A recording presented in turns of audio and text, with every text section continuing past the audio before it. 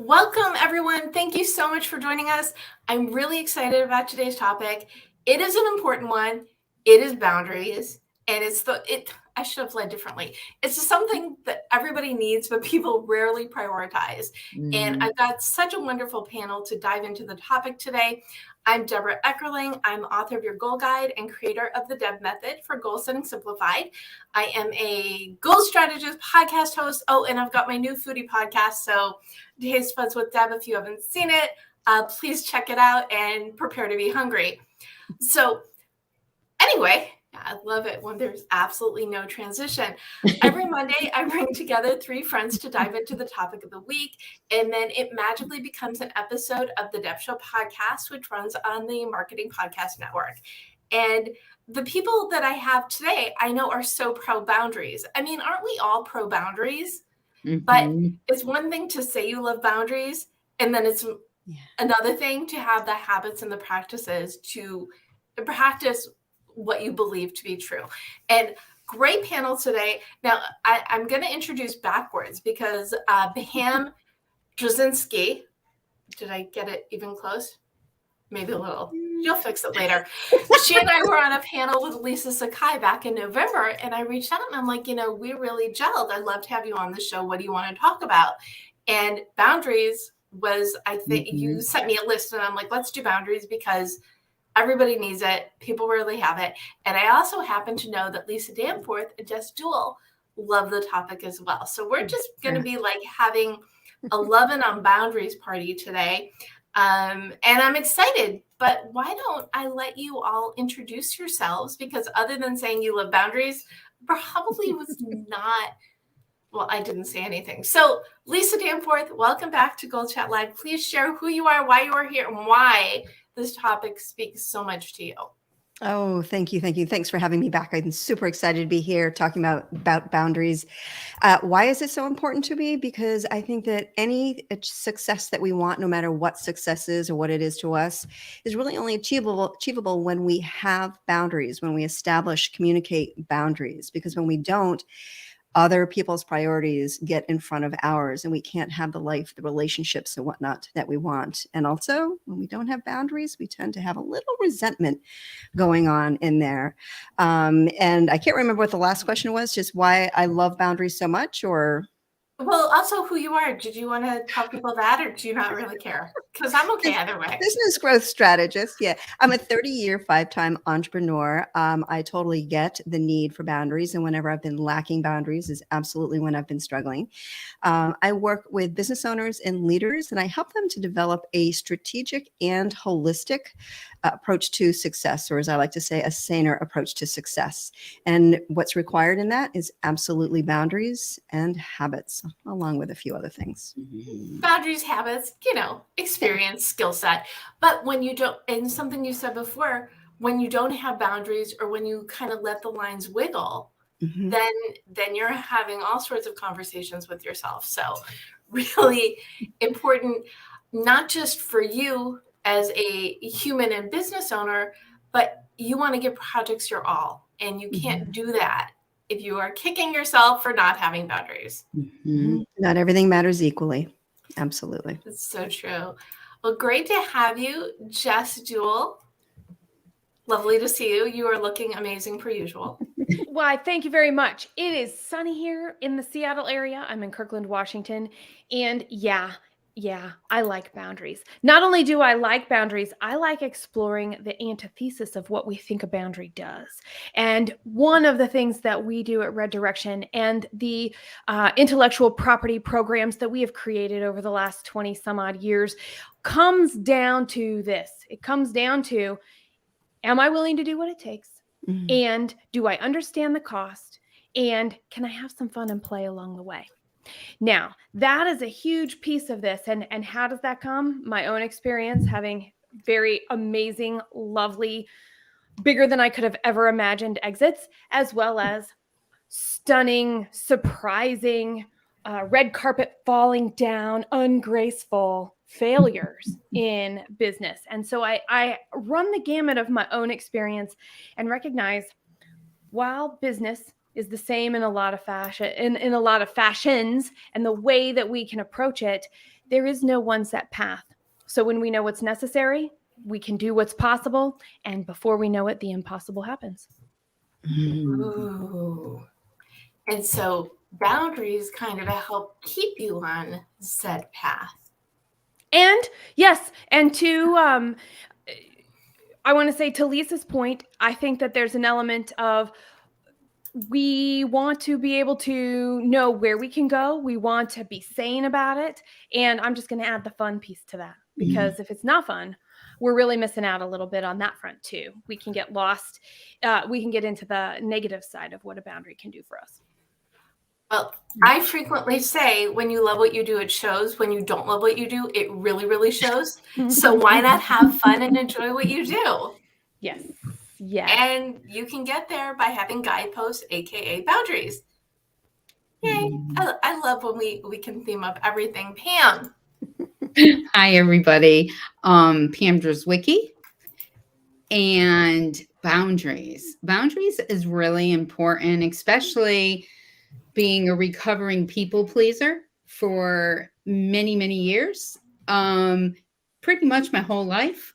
I'm a former chief operating officer that grew inside the insurance career until I started Powerful Purpose 6 years ago. And the work that I do is knowing the boundaries of what you're saying yes to and what you're saying no to really matters, and understanding too many yeses also has to be a boundary. Too many feel goods have to be a boundary, so we're not feeling overwhelmed. So being that recovering people pleaser, and it's almost like I'm standing up and saying, hi, my name is Pam Drzewiecki, and yes, I'm admitting I'm a former recovering people pleaser. It feels really good. So when women that I work with in Powerful Purpose or part of my community, the Purpose Den, come to me and they want to thrive in their lives, and that's the first step, is understanding their boundaries. So really figuring out what your core values are and sticking with it, that's the boundary maker. But agree. And so the D in the DEP method is determine your mission. You can't get what you want unless you know what that is. And I frequently say this, but when you have your mission and you have that motto, that short, snappy, fun slogan, which is your through line, that really helps you set boundaries, because you know what is if it's in alignment with your mission, with your motto, then it's a yes or a hell yes. Mm-hmm. And if it isn't, then you really have to assess what's going on. So we all love boundaries, because without them, okay, we love coloring outside the lines, but you need the boundaries in order to see where the lines are. Absolutely. 100%. So there we go. Okay, Don, we've had a great, no, I'm kidding. So can we define, do we actually define what boundaries are, or what boundaries mean to you? Mm-hmm. Lisa? Mm-hmm. I 100%. My big thing with boundaries is boundaries are about you. They're not about anyone else, right? So often we want to, they didn't respect my boundary, and we get resentful, we get angry. But the thing is our boundaries are about us, what we want to do, what we say yes to, what we say no to.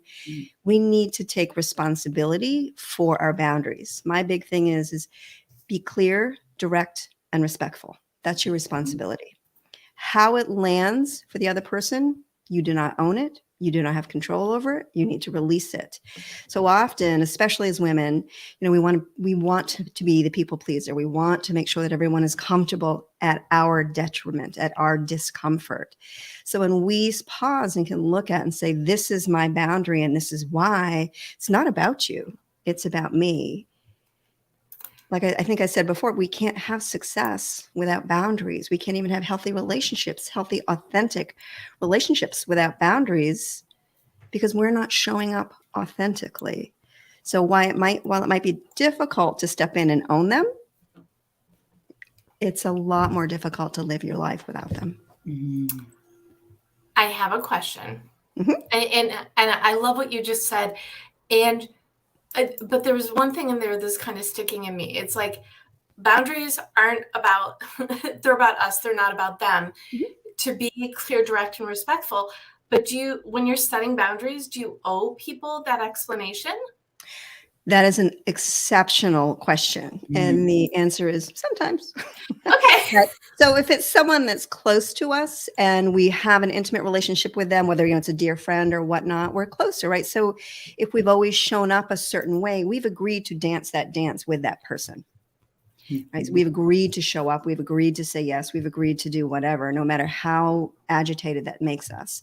So I say, give the gift of transparency. I know I have always done this or accepted this or whatnot, but I'm feeling kind of resentful and I don't want to feel resentful.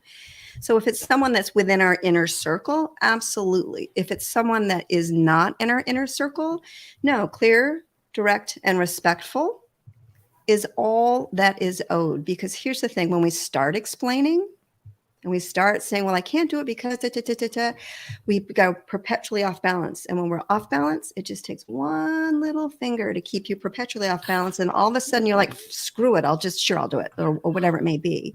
So no, you do not need to explain in detail to everyone, but there are a few people that you might want to go into detail a little bit more as a respect to the relationship.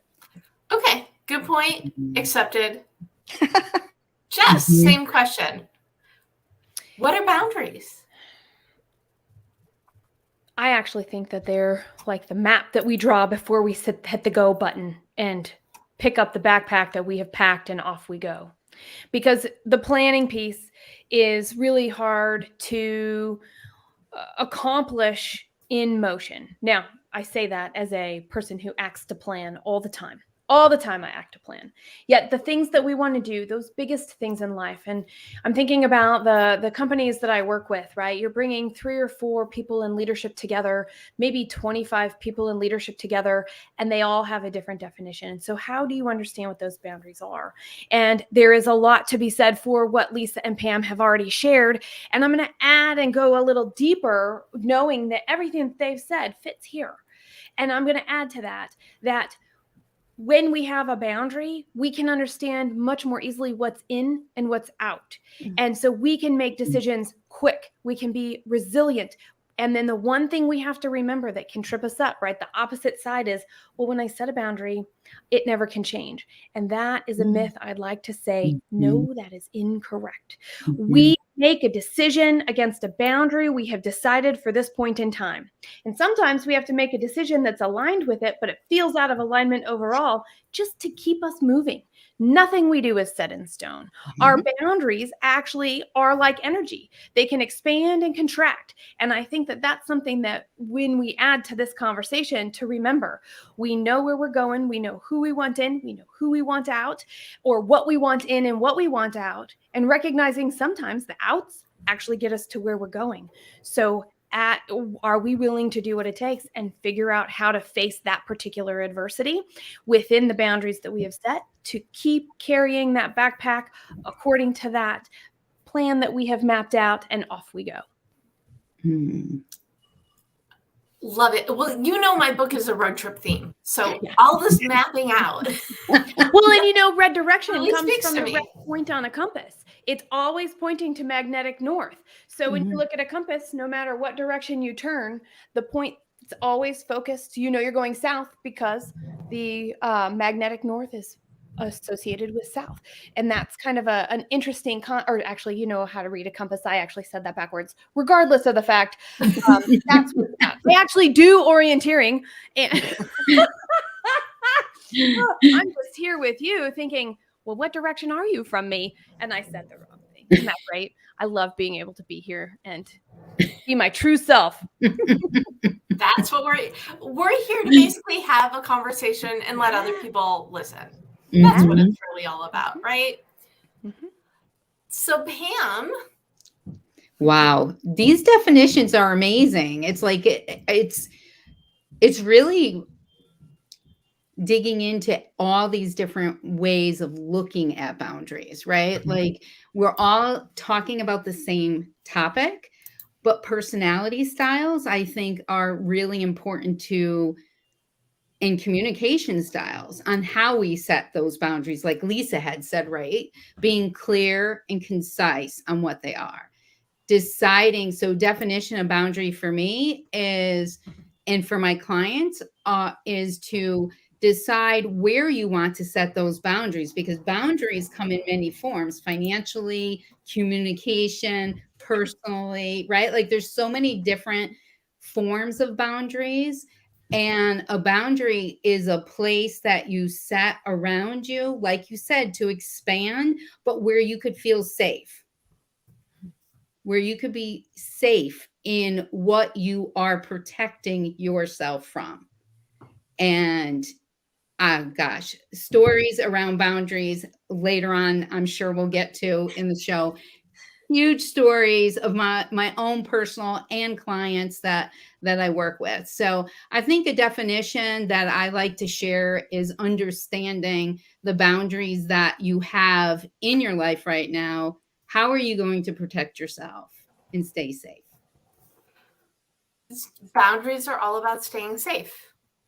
Makes Mm. sense. Why wouldn't we want to protect Mentally, ourselves? physically, financially, right? Yes, but also, as Jess likes to say, so you're able to like stick your hand out, dip your toe just outside the boundaries and see what happens. And I think now is as good a time as any for you all to share a boundary story. So Pam, let's start with you. So one of my boundary stories where I became a people pleaser and learned a lot from is when I was younger. My mom said yes to 3 parties in one day, and dragging us 3 kids in the station wagon from party to party to party, and not being able to say no because she was uncomfortable with the fact that she may have to say no to somebody. So instead of saying no, it's really not a good day because we've already been invited to something, she said yes to everything. And there we were, dragged, early to one party, on time for another, and late for the next. And as a child, that's where I learned that boundaries were very fuzzy, and they were not something you did because you didn't want to hurt somebody else's feelings. So as I got older, that's my story. And even through my work years, one of my old colleagues wrote a piece of paper, and on that paper put a big no on it and left it on my desk. And he said, every time somebody comes to your desk, just hold up that sign, and that's your boundary setter. So as I matured through life, it really became something that, even though I'm known as the anchor in the family, I have redescribed, put a new definition to anchor.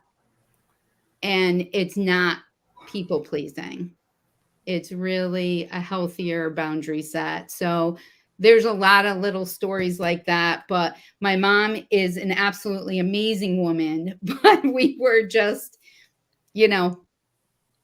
brought around.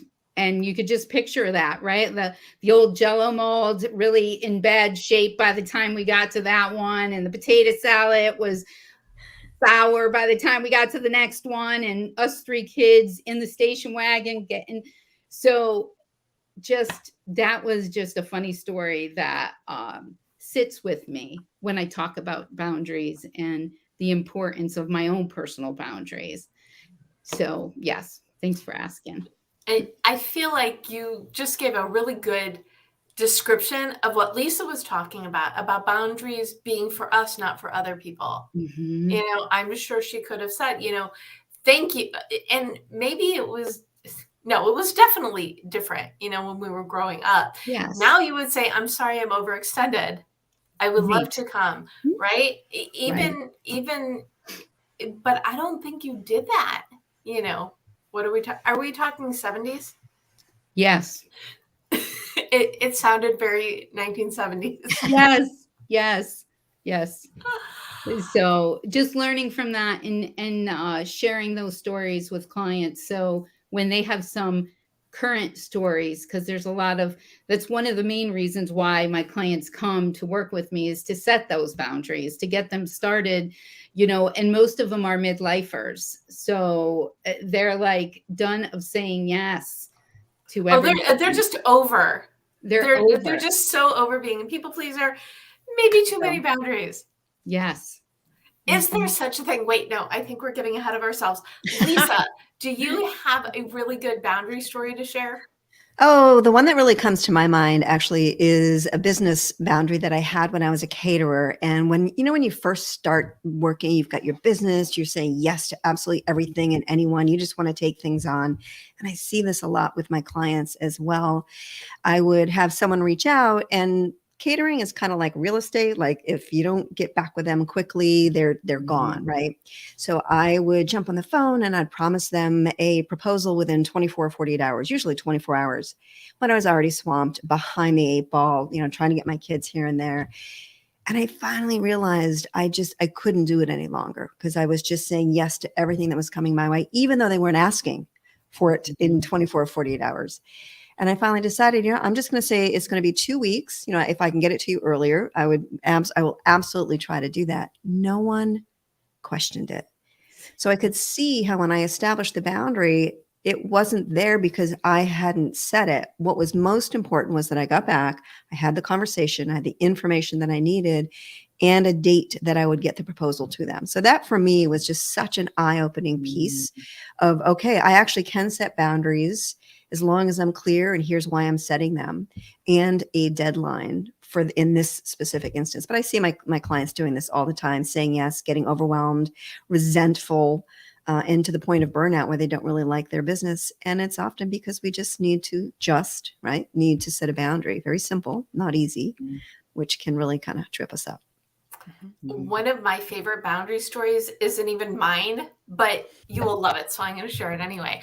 When I worked in financial services, one of the women that I worked with, she was working till 2, 3 o'clock in the morning. She was working on the weekends.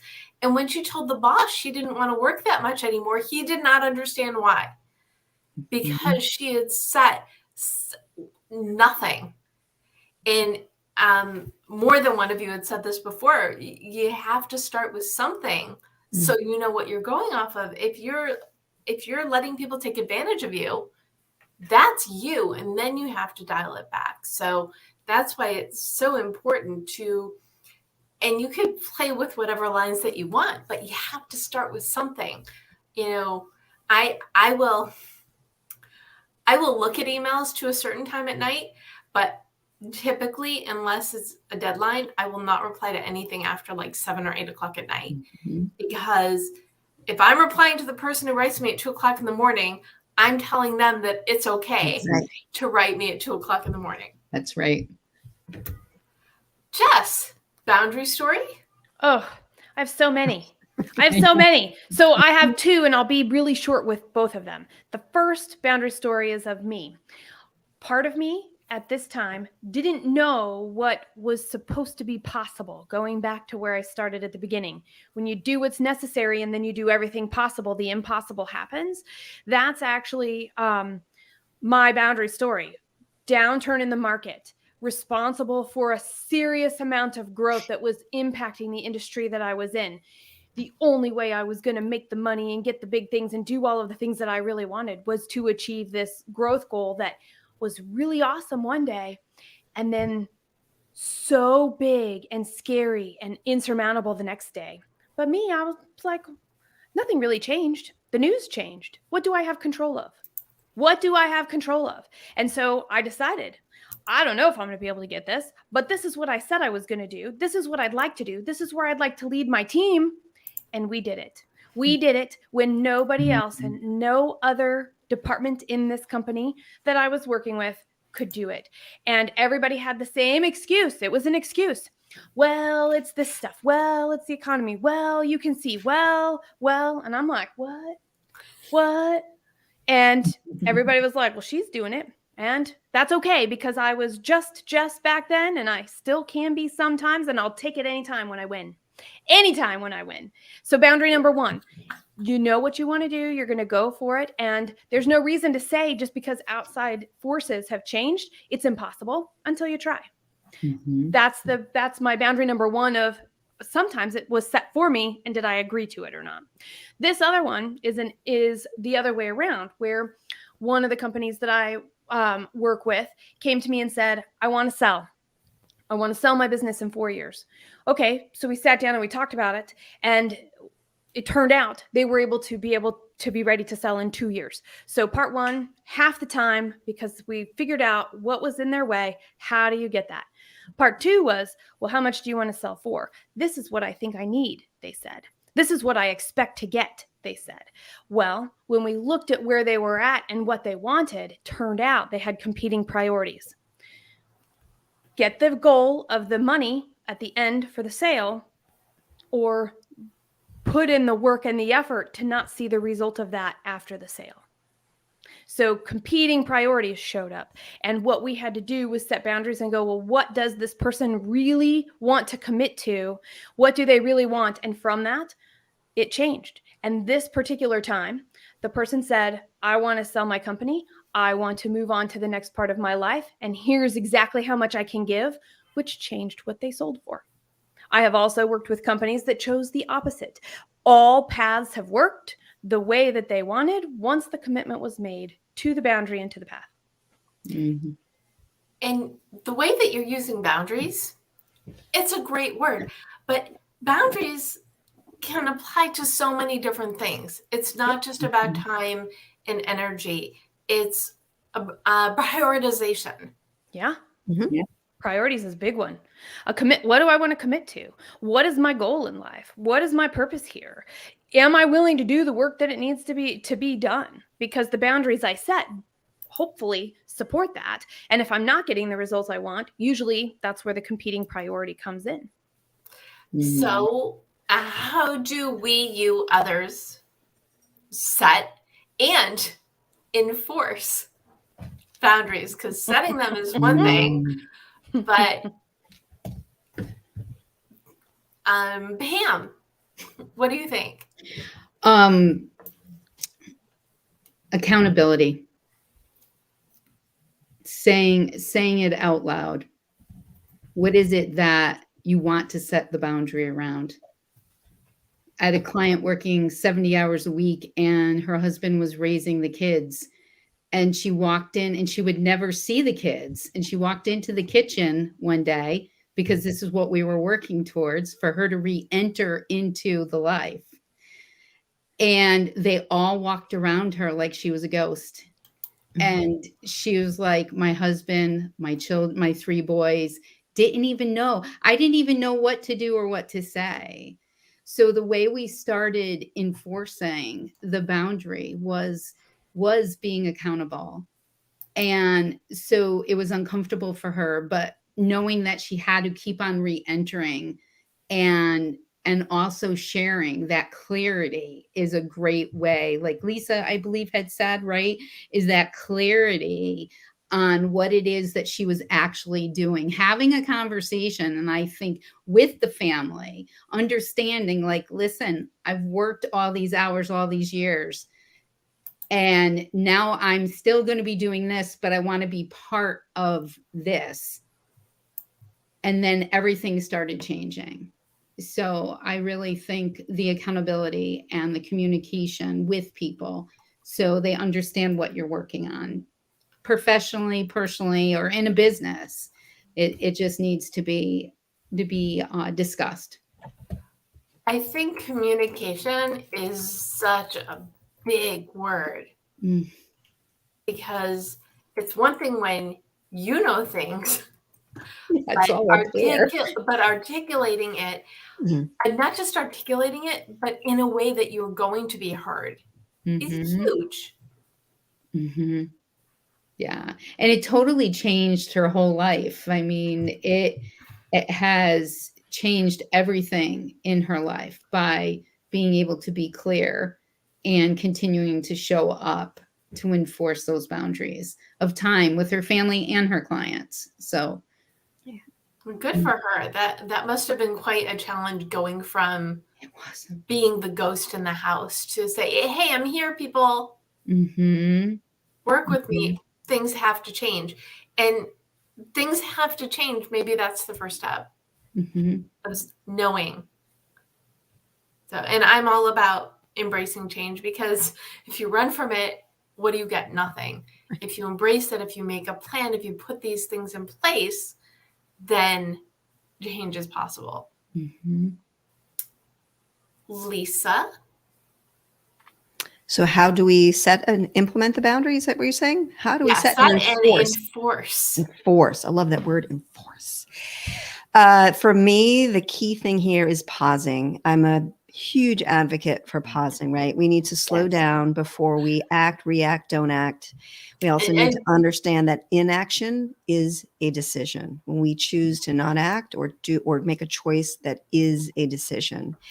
So the first thing really is to pause and get clear on, as we've all been talking, what is the goal? What is the outcome that we're looking for? What is it that we want in the relationship, in the physical, our bodies, whatever it may be, so that just that pause. And here's the thing, the pause can literally be a breath. It can be a week, it can be whatever, but so often what we really need to do is disrupt those well-worn neural pathways of an automatic reaction. The second thing with enforcing it is, it depends. I think all three of us are coming at these boundaries from somewhat of a different perspective.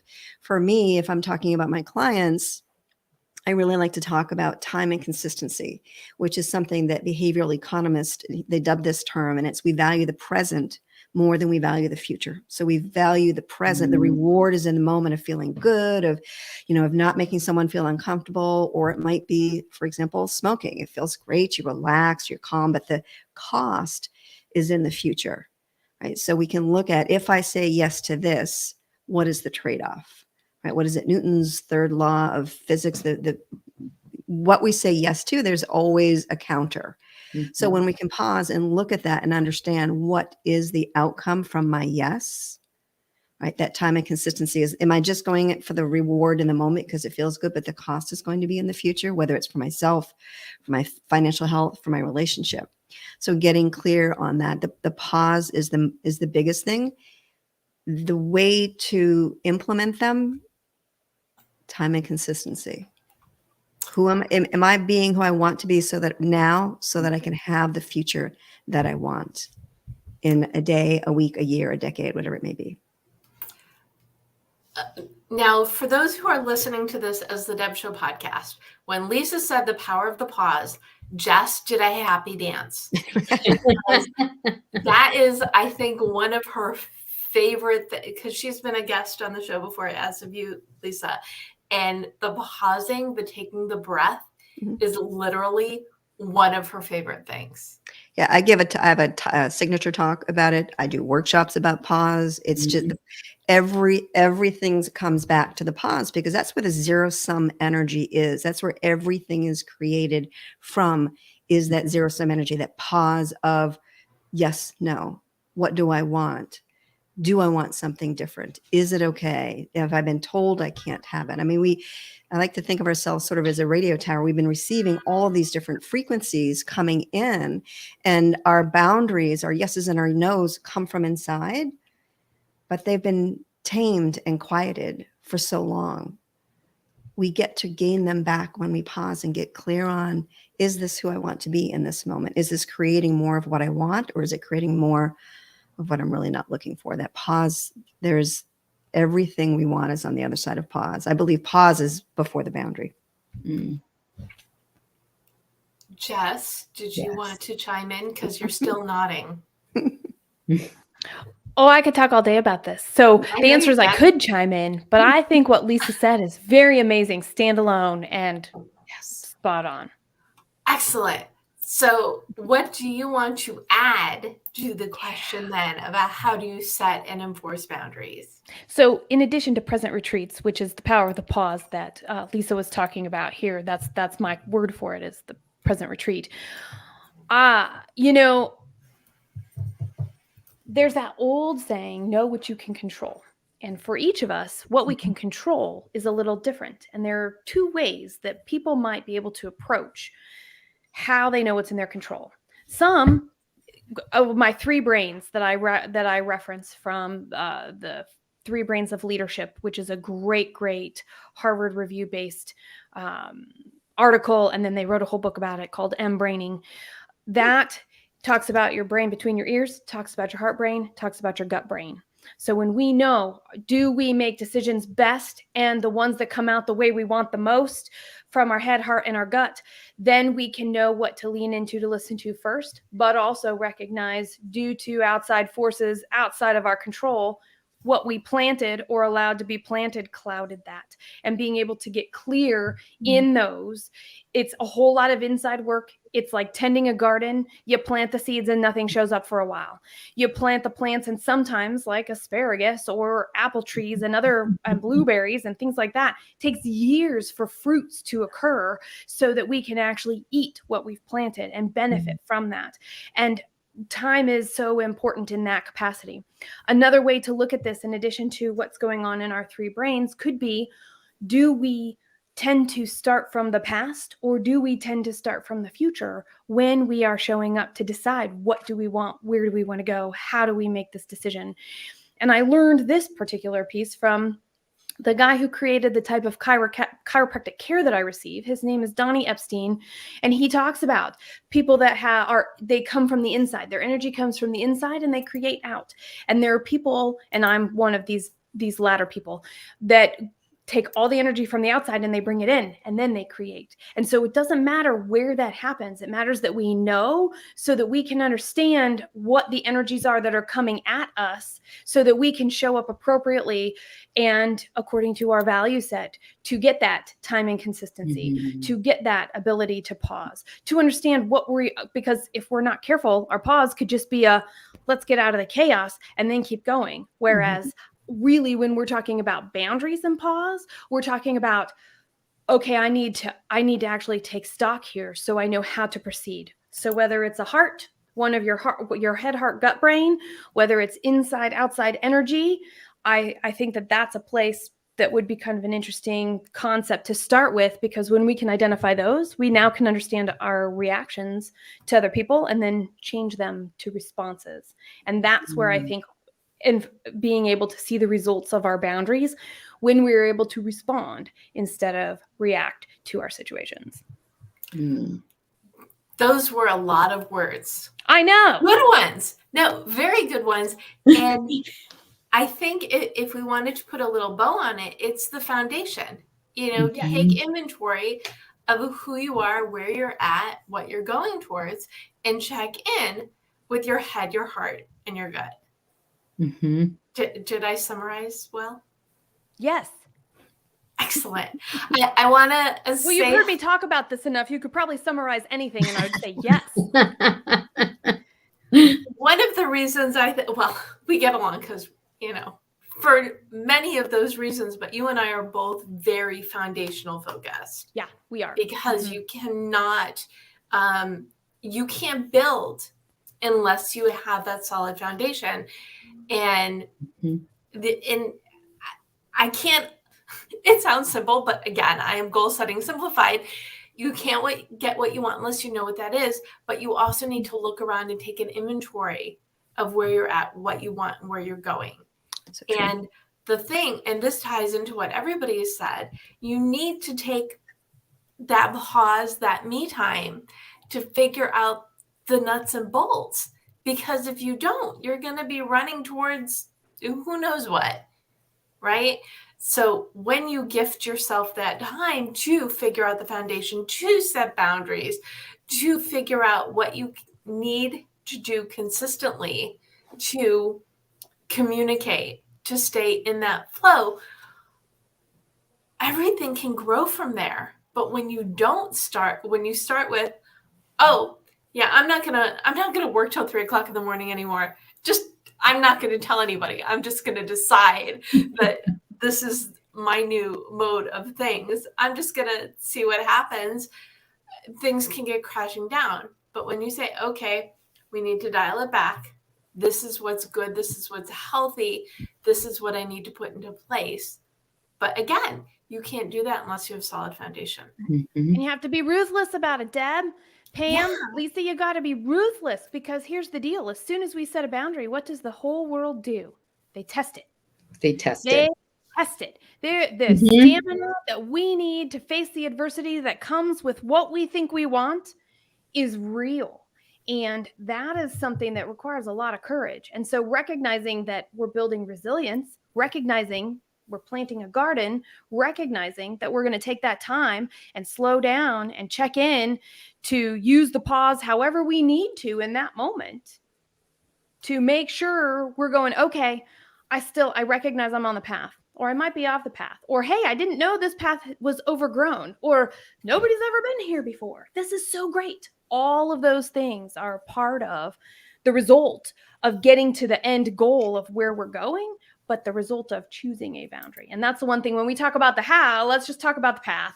It's really important. It's messy and it's good, and it doesn't have to be bad, and that's an okay thing.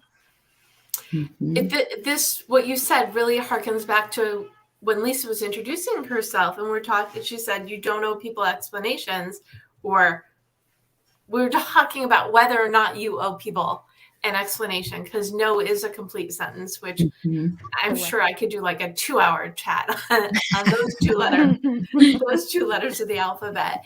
But that's the thing. When you set a boundary, people like to test it, or they think they know better than you. Or one of my favorites is those people who make a decision and then ask everybody's advice. Yeah. You need to know, talk about pet peeves. You need to, before you ask for anybody's input, you need to know yourself, your position so well that you can objectively look at any additional information that comes your way. But this is all a part of, I'm trying to bring it back to boundaries. It's really all about boundaries. Start with who you are, what you want. Can I jump in real quickly as well? They're Please. also, when someone pushes back on your boundary, again, it has nothing to do with you. It has everything to do with them, so that when we can detach from our head of, oh, have I offended them? What's going on? Are they upset? Did I say something wrong? When someone's pushing and testing your boundaries, that's not on you. It's all about them. And when we can start looking through a different lens, we look through the world from a specific lens that has been ours. We can shift our lenses up. So when we are ready to look through a different lens and say, gosh, what's going on for them? Having empathy, but still boundaried, right? To be able to say, it gives you an insight into the other person. Do I want to spend more time with this person? Do I want to engage in business with this person? Do I want to engage in a relationship with this person? When we can look at it from a detached, compassionate, loving point of view, but still detached, it's amazing how we cannot allow what the other person is doing or saying, or the huff or the dismissal. We can unhook from that response of theirs so readily and be unapologetic, filled with love. I think you're missing one other element that you can't say what you just said without me bringing this up, but the red flags. So when people push back, and they push back in a way that is not authentic, that is more from a state of judgment, that to me is a red flag, which means run, screaming as far as possible. Thoughts? Can I say they might not be red flags? And I like what you're saying, and I understand its purpose. I would also say when we put up a boundary, we really get to see how other people have been perceiving us incorrectly. So is it truly a red flag, or do we need to just recognize this is part of the messy change and go, wow, I have not accepted responsibility for this until now?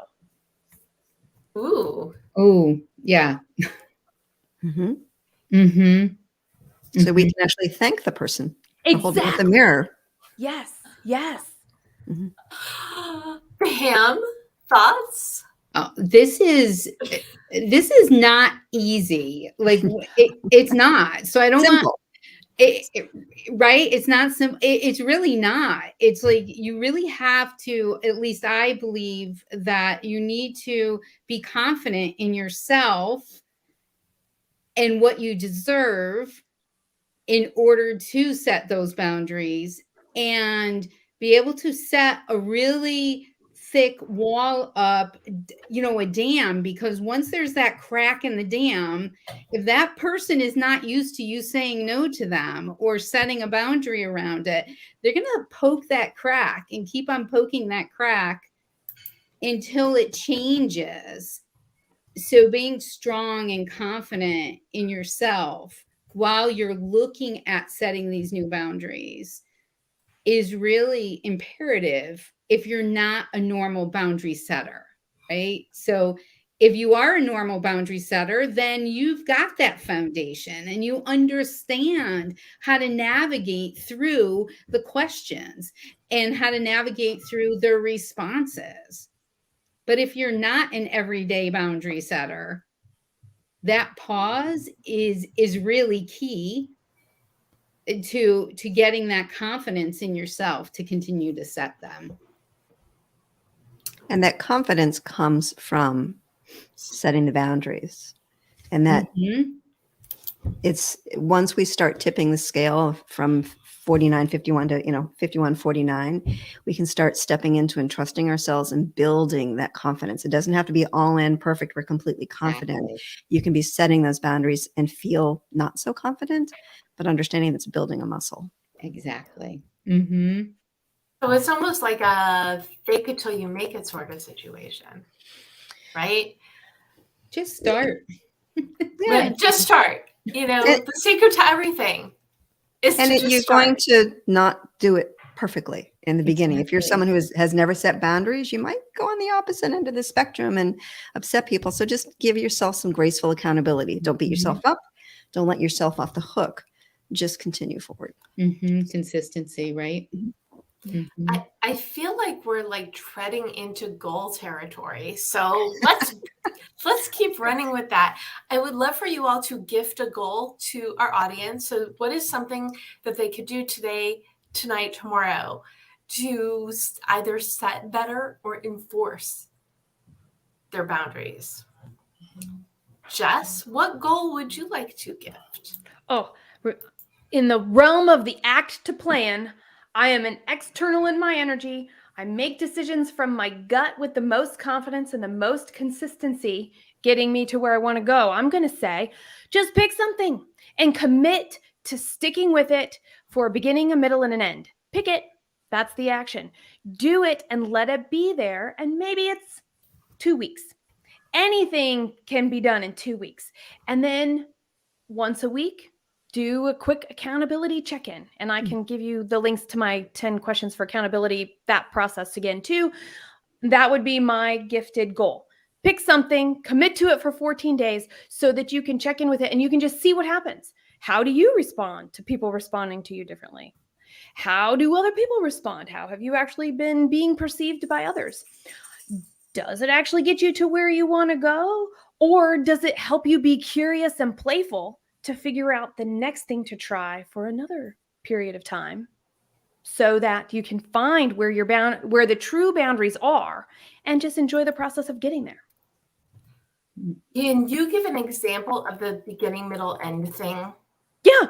Okay. And this is easiest to do with infants because they're my best stories too. Okay. So when I was, and it doesn't work quite. I have to extend the time now that I have an almost teenager. So I don't know what the new thing is, but as an infant, anytime my kiddo was doing something weird, or I thought something was strange, or I didn't understand something, what my husband pointed out to me was everything changes in 2 weeks. So the weirder it was, the more absurd that it was, the crazier I thought it was, the more dangerous I thought it was, just kept an extra eye. And did it change by itself in 2 weeks? And if it didn't, we started to look for other stuff. If it did, it was awesome. So the ending of the 2 weeks is the key piece. If I'm going to do something, commit to it for a period of time, because there's no need to commit to everything forever to the point of boundaries. Do something, build the skill, try it out, get information, let it go, move on. That's it. Bravo. Nice. Okay. So it's the beginning of setting the boundary where you're maybe a Take little the action. bit cautious about it. Choose it. Taking action to stay forward And in the end, checking in with yourself to see how you did. Yeah. And if you like it, keep going. And if you don't like it, cool. Try something new. Love it. Great. Mhm. And so, Lisa, what goals do you want to gift? I would say really it's the communication component, because I think that's what we most struggle with, is actually effectively communicating. We think we set something, we haven't actually communicated it, but it's, it starts with the pause. Get clear on what one person do you know that you have desperately needed to set a boundary, but you aren't willing to set the boundary.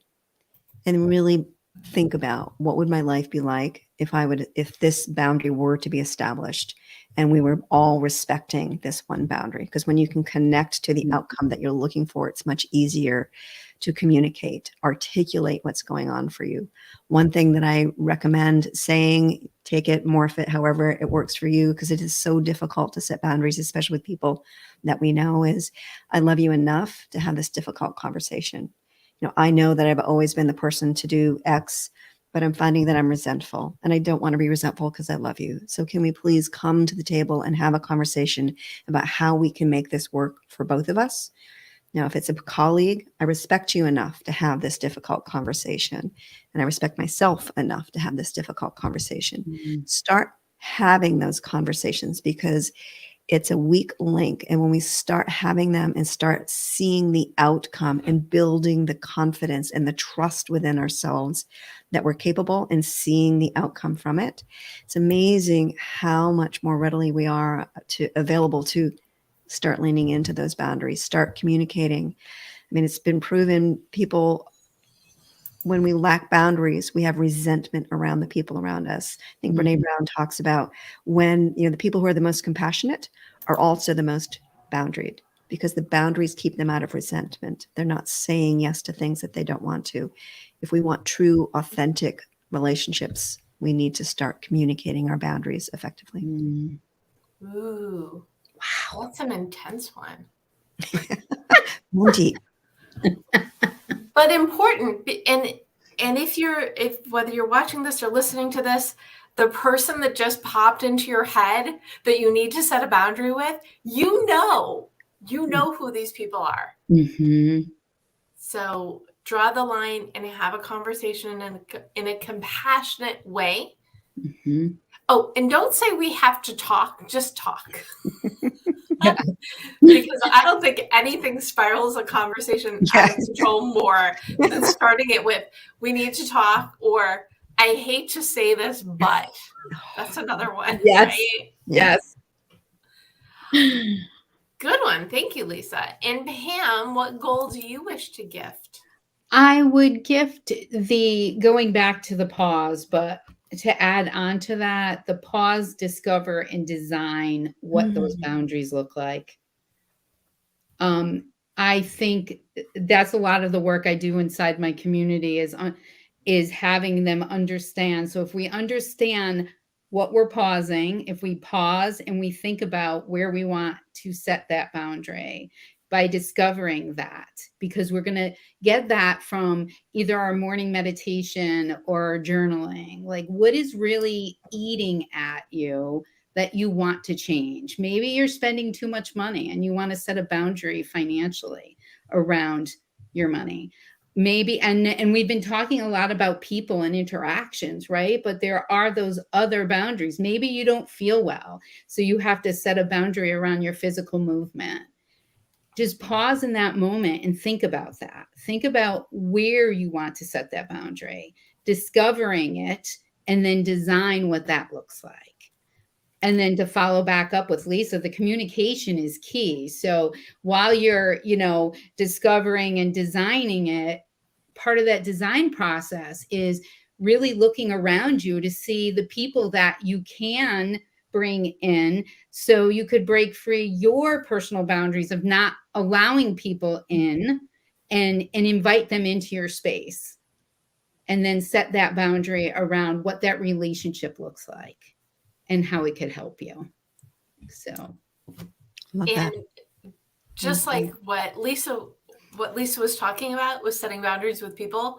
If there's something eating at you, and you're tuning in, what that is. You have the Mhm. answers.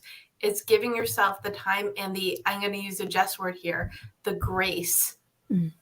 to lean into it and explore what you need to change. Because the world is not going to stop spinning probably if we don't set boundaries. However, the possibilities that our lives could be better, more productive, and healthier when we do is reason enough to hit the pause button, look at your life, and make those small changes that need to happen. Because that's our ideal life, right? Like living in our ideal life is having those boundaries.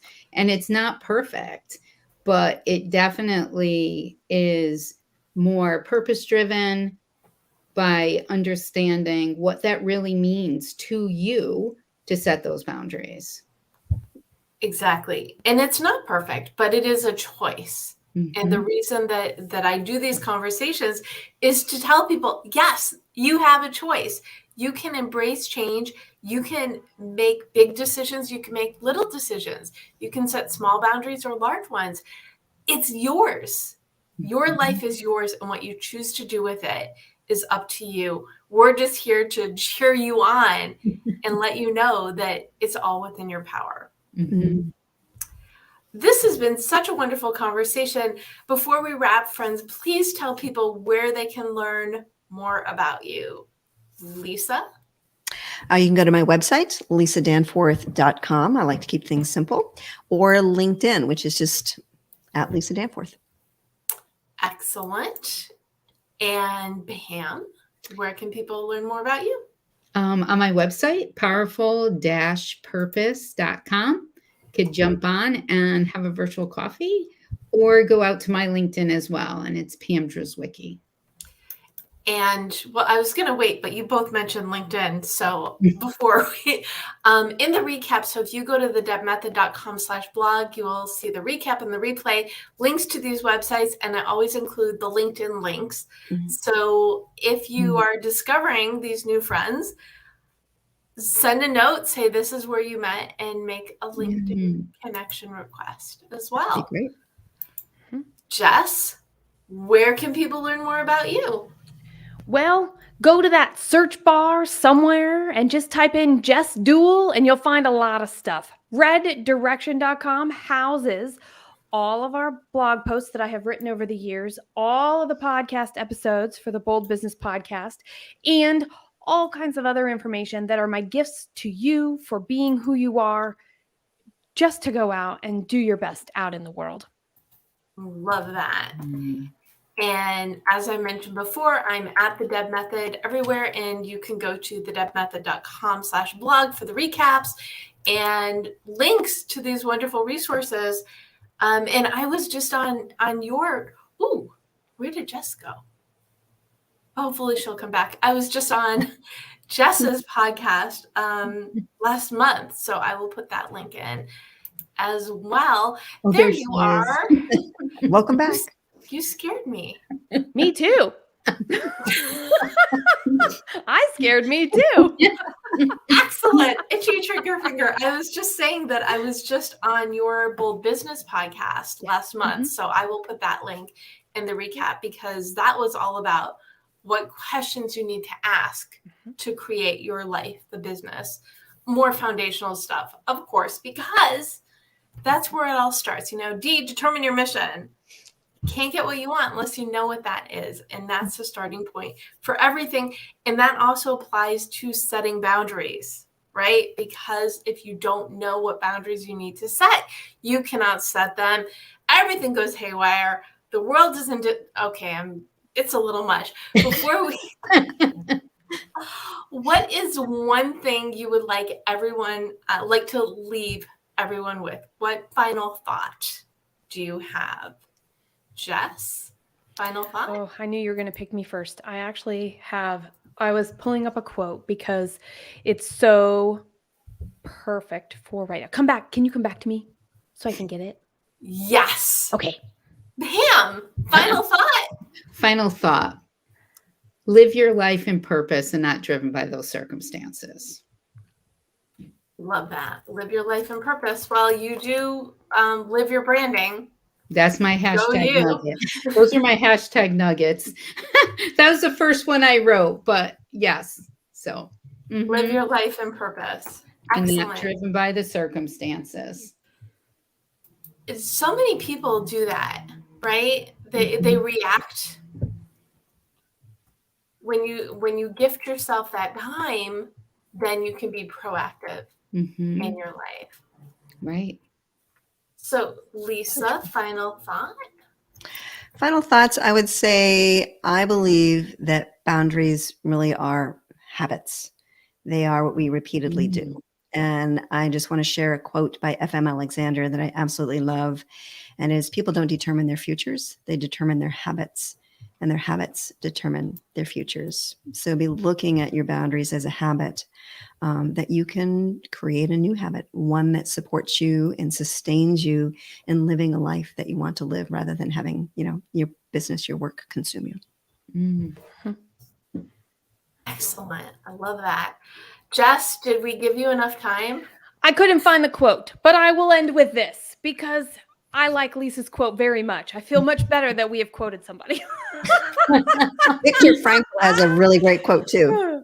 Yeah. And so I would say just recognize and start where you are, use what you have, and do what you can.